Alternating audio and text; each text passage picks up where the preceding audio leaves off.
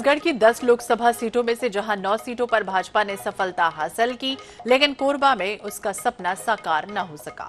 कांग्रेस के दिग्गज नेता चरणदास महंत की पत्नी और मौजूदा सांसद रही ज्योत्सना महंत की जीत बरकरार रही और इस सीट पर बीजेपी की दिग्गज नेत्री सरोज पांडे को पराजय का सामना करना पड़ा। देखिए एक और खास रिपोर्ट।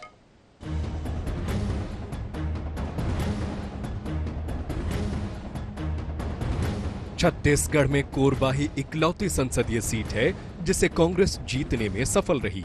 इस सीट से ज्योत्सना महंत ने 43,000 से ज्यादा वोटों से बीजेपी की सरोज पांडे को पराजित किया।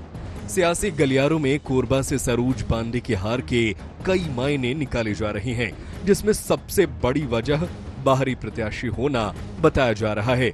चूंकि सरोज पांडे की राजनीति दुर्ग के इर्द गिर्द रही है, ऐसे में कोरबा में चुनाव लड़ने के दौरान वोटिंग के आखिरी दिन तक वे बाहरी होने का ठप्पा नहीं हटा पाईं। उधर चुनाव प्रचार में भी लोकल बॉडी पर विश्वास नहीं किया गया। मंडल अध्यक्षों को संसाधन तो दिए गए, मगर उसकी निगरानी दुर्ग और भिलाई के लोग कर रहे थे। इससे बीजेपी के कार्यकर्ताओं में मैसेज अच्छे नहीं गए। वहीं सरोज पांडे का स्थानीय कारोबारियों ने भी विरोध किया। कारोबारियों को ये डर था कि अगर सरोज पांडे जीत गईं, तो भिलाई के लोग कोरबा आकर काम करने लगेंगे। बीजेपी गोंडवाना गणतंत्र पार्टी को साधने में असफल रही, जो हार का एक प्रमुख कारण माना जा रहा है। हालांकि पार्टी नेता अब समीक्षा की बात कर रहे हैं। देखिए, वो हार की समीक्षा करेंगे। क्योंकि मैं यहाँ रायपुर में था, इसलिए मैं बहुत ज्यादा इस बारे में नहीं कह पाऊंगा कि वहाँ पे प्रमुख कारण क्या है, लेकिन कार्यकर्ताओं ने पर्याप्त मेहनत की है, गर्मी के अंदर पसीना बहाया है। अब वो जो भी कारण होंगे, पार्टी उसकी समीक्षा करेगी। कोरबा लोकसभा इलाके में 8 विधानसभा हैं। इनमें से 6 पर भाजपा के विधायक हैं, मगर सिर्फ कोरबा शहरी सीट को छोड़ दें तो सरोज पांडे सभी सीटों पर पिछड़ गईं।